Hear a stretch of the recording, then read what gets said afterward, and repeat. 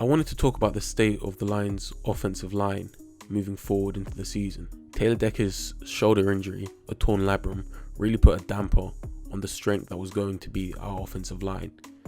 It means he'll be out potentially until December. So for me, my high hopes for the team and the season have been significantly tempered going into this year. I thought we were a lock for this year's playoffs and had a really high chance of getting our first playoff win since 1991. Now I'm less certain about reaching the playoffs and even less certain about getting that postseason W. Now that could be me being overly wary and hyping the importance of one man at one position, but if something is consistent when it comes to the postseason, it is elite quality trench play on both sides of the ball. The Patriots always have a stout offensive and defensive line, so did the Falcons. If Oakland had had Carl or even McGloin, they would have beaten the Texans. The Seahawks have a great defensive front and defensive secondary, meaning they were good enough to beat us, then lost right after to a team with a better offensive line. The Cowboys, Green Bay Holders and Steelers, again, all have great offensive lines. The teams that make the playoffs without them, i.e. us, don't remain in the playoffs for long. Now, what's being done to fill the hole made by Decker's absence? We've traded for Greg Robinson, ex-Rams left tackle, and signed Cyrus Quandiho, a left tackle free agent who was waived by the Bills. Both are pretty young, 24 and 23 respectively, so they still have time to grow and develop. On top of that, we signed veteran Tony Hill, a journeyman tackle who's played for 9 teams. The interesting and exciting thing about these acquisitions aren't the players themselves. They've only had limited success on their prior teams.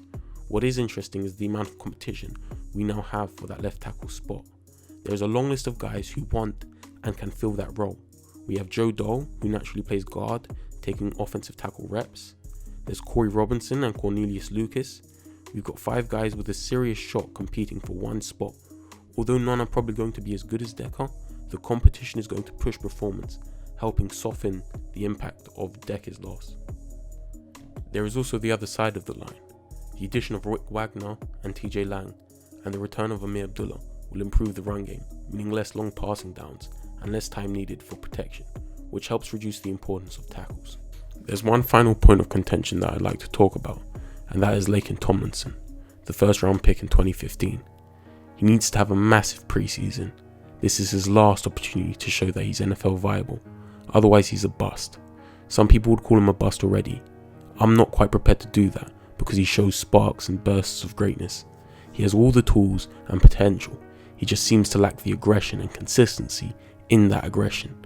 When you look at great guards like Rich Incognito or David DeCastro, they're not just strong, they're rough and ruthless, and Tomlinson just doesn't seem to have it in him, or at least only shows up in flashes, and it's really disappointing to have him beat out by a 3rd rounder. But if he's no better than Glasgow, then he may not make this year's roster, let alone get an extension next year.